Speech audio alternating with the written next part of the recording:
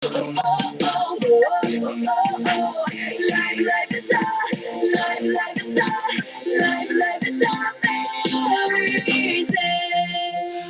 everyone, you're watching The Esperanza 243. Today is Long Live Menavia Part 29. So exciting. And of course I will try to make sure that I read calmly and slowly. Not like the other videos where I'm speeding things up. Although I do tend to do that when I'm excited. So who knows. Anyways, just two quick things before I start doing the recap. One, I hope you guys are excited as much as I am, because I know I will be uploading this on Tuesday, so I'm sure by then all of you will have watched the lyric video that I have put up on Sunday. Yes! Exciting! Oh, I can't believe I'm going to do that. Okay, so the second thing, this last Wednesday, I believe it was. Yeah, last Wednesday. Holy cow. Last Wednesday, I got a new uniform for work. Everyone is wearing new uniforms now. And after getting this new touchscreen refreshment stand, oh my gosh, I feel like I'm in a new restaurant. But hey, I am loving it. I am loving the new outfits. You know what? Why don't I just show you now? Why don't I just show you now? Because, I mean, I am going to be uploading videos and pictures, a video and pictures on my Facebook, not just on my page, but also on my account. This shirt, yeah? Sorry, I've been watching the UK version of Being Human. All that accent and stuff is getting to my head. It tends to happen when I watch something too much. And if you're wondering where my name tag is, it's not here on this particular shirt. And what's really cool is that I have extra shirts of this, which is really cool. So when I get hot and sweaty, I don't have to like wash this in the same week. Which I do. Need to wash, I mean. And then there's this. I mean, really, in my opinion, only people in the kitchen should be wearing this. But since it's part of the uniform, I might as well wear it all the time. It's so freaking cool.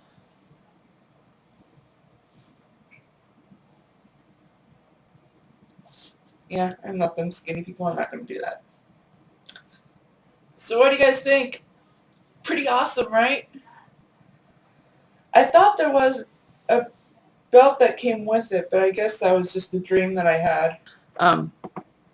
Another thing, the Netflix DVD I have is freaking awesome. It's Oz the Great and Powerful. It came out this year, and there are actually times when Netflix actually catches up and gets the new release stuff. Oh my gosh. You know, I've always been hesitant to watch Oz, mainly because of all the other Oz movies I've seen, and I was nervous that the special effects in the new one would downfall my passion for all the Oz, for all of Frank L. Baum's stuff. But this is amazing. It's one of the best movies I've ever seen this year. Freaking awesome. Which is really cool, by the way. Because, like, every time I get nervous to watch something, because I'm hesitant about the trailers and stuff like that, it ends up going the opposite. I end up enjoying it immensely. Okay, enough of that now. Let's get to the book. Long Live Menavia. Let's see, part 28. Part 28 is of Caprice. Part 28. I'm going to skip that bit because it's not really, it's old news. Part 28 is about Caprice going to a royal party. And she sees her brother Nicolau, Nicoulau. I know I keep doing that. I'm going to be saying it every video every time I say his name. Nicolau. I just really hope I'm pronouncing it right. And then During a random walk in the palace, Caprice ends up overhearing a conversation of three men overthrowing the prince and princess of the current rulers of Menavia. So, that's where we are, actually. The vase crashed onto the floor, breaking into tiny pieces. The men heard the crash and turned toward it. She hid behind the table. "Didac, stay behind. Find out if anyone overheard us," one of them said. Didac nodded. The two well-built men continued on, as the other stayed behind. He stealthily walked around, looking every which way. "Parti, où que vous soyez." Caprice held in her breath as he inched close to her spot. Suddenly, he jumped in front of her in exclamation. She gasped. The light behind him made him look dark, and his features were hard to pay attention. It was a woman who spied on us," he muttered. "Stand up," he said in French. She stood. "What did you hear?" Caprice stayed quiet. "What did you hear?" He slapped her. She cried in pain, reaching for her face. Then she gave him a look. "Ah, so you shan't tell me, is that it? Perhaps you should face me better in the light." I don't know why I put that there. He stepped back a few paces as she followed. She could see his features much better. She smiled softly and gave him soft eyes. The man looked at her as if she looked familiar. His eyes widened with shock. "That cannot be. She is dead." "She is not dead. She is in my blood," he gasped. "Perhaps you shall tell your partners after I am done with you." He glared at her and pulled out a dagger. Caprice couldn't help but grin. She pulled just a little bit of her dress. The skirt part fell off, as did the hoop. Now she was wearing nicely fitted capri pants. She swiftly pulled out her sword. The man was taken aback. She lunged forward. He gasped and dodged away from her. Their sword fight had then begun. She feinted at him quite a few times, never intending to strike. The man attacked in earnest. She blocked his swing and dodged to the side. She swung around as he turned to face her. He charged once more. She blocked again and scratched one of his fingers. He dropped his dagger. She let her foot step forward with her sword pointing at him. "Do you have any words for yourself?" He looked at her with wide eyes. Slowly, he reached down to his boots. After that, it was all a blur. Something shiny and silver flew from his hand toward her. She gasped and dodged to the side. The object scratched her shoulder as it flew by. She barely felt it. The man ran off toward his partners and the party. Caprice could faintly hear trumpets performing from that direction. She gasped. Quickly put the sword and the skirt of her dress back on, and then ran toward the party. She had to leave her hoop behind.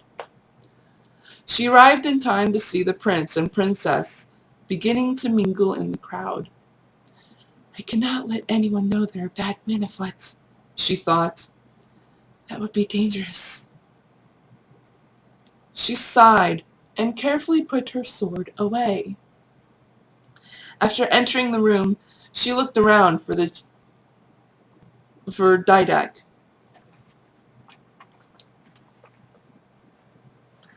It wasn't easy, but it wasn't hard.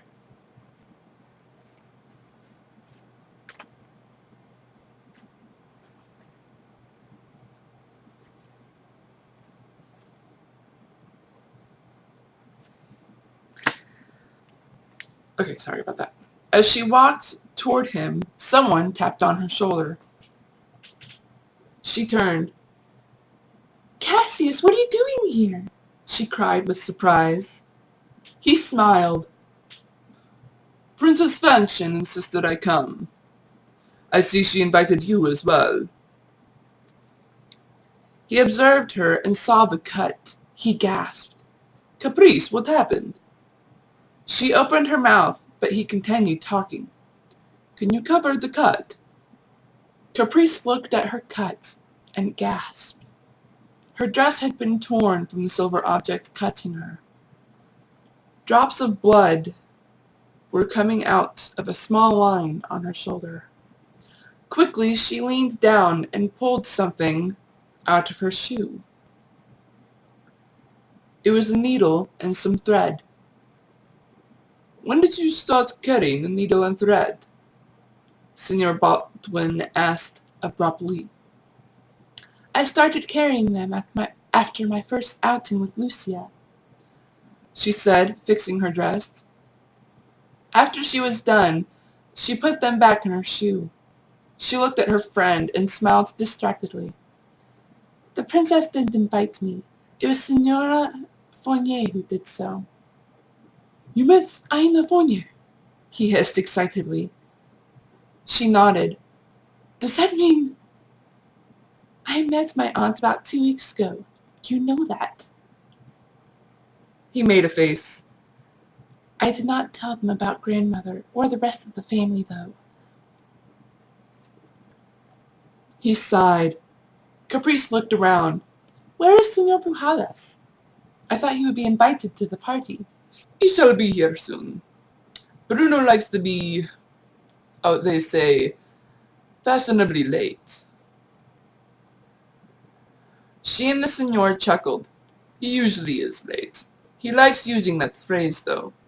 Bruno says it is better than saying, 'I was occupied with something distracting.'" Caprice smiled faintly. Senor Baldwin gave her a concerned look. "Something is on your mind. Is something the matter, my dear?" "I fear I should tell my aunt about the family soon, before the night is over," she rushed. Senor Baldwin became surprised and confused. She leaned toward his ear and whispered, "I overheard a conversation earlier. There are men in this room who plan to harm the prince." She looked at him. His mouth was wide open in an O shape. "Are you certain?" She nodded. "They said something about a wound Grandma received. I think it was before—" She stopped to look around. "Before I was born," she whispered. The senor gasped. "We must find them as soon as possible."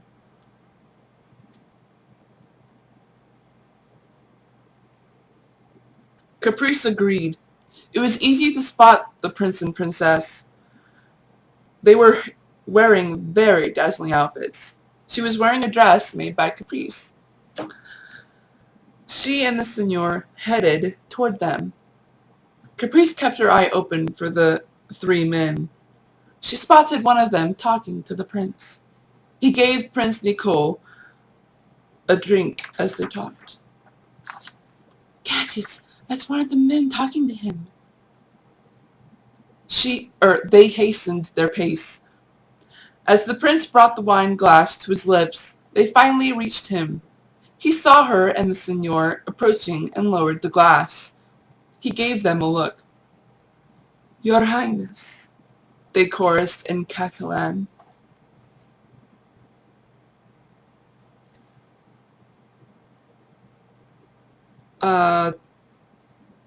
Caprice curtsied as Senor Baldwin bowed.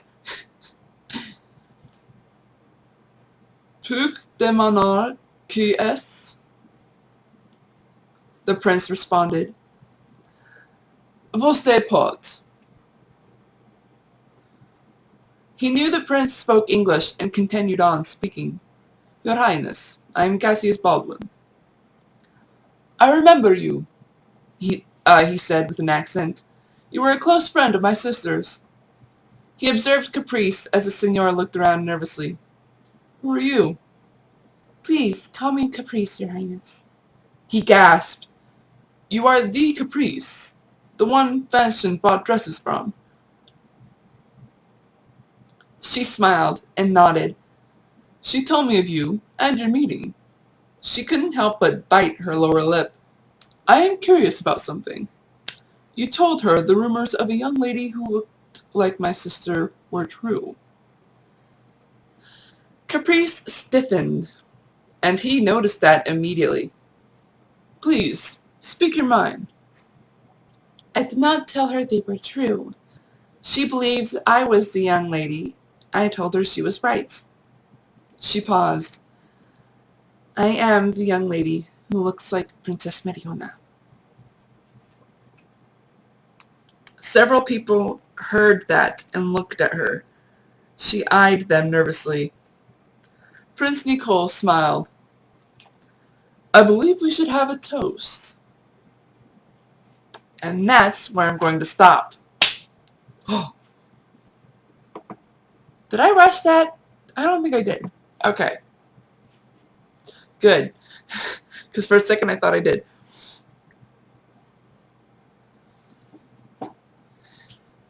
So, how did you guys enjoy that?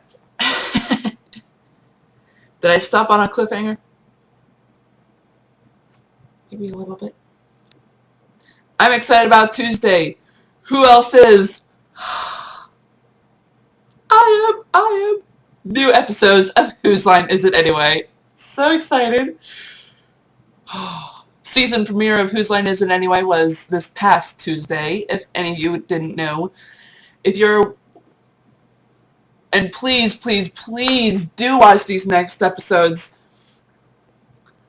Any of you who are Whose Line addicts or fans, please make sure you watch Whose Line Is It Anyway? It's going to be on CW in America. In America, it's going to be on the CW, or at least in my part of America, Central Time Zone. It's on CW, starts at 7 p.m. Central. And unfortunately, here where I live, the channel is scratchy and doesn't. The audio and video just don't match. So I have to watch it streaming live on CW.com. Or is it CW.TV? There's so many extensions, I just don't know. But anyways, the channel CW have their own streaming link, so which is good because that's how I watched it last week as well. Anyways, I do believe that's it. I hope you all enjoyed the book reading, and I hope you all enjoyed the lyric video that's being posted on Sunday. Yay! So excited. I will talk to you guys later. Boy, I really do rush when I'm excited. I don't know why. It's like, I must spill it out or I will burst. So yeah, oh, I did not mention, I don't know if I mentioned in my last videos, I have created a page, which is pretty exciting. I have created a Facebook page, if you are interested. And of course, there are a few times where I commented on there as with my real name instead of my Facebook page name. But you can find me on Facebook. You can find my page on Facebook. It is the link and the name of it is The Esperanza 243. And also, I've mentioned in my vlog that I'm doing a contest Game of Bands, I think it is what it's called, on Reddit. If you're trying to follow me on that site, my username is TE243. I didn't want to use my full thing because I figured that would be a little bit boring considering I already use it so much. So I shortened it to TE243. And I'm in Team 11 if you're trying to find me on Game of Bands round 24 list. Team 11. So exciting. This is going to be cool. Yay! Okay. Now I'm going to clock out. This is part 29 going to part 30. Signing out.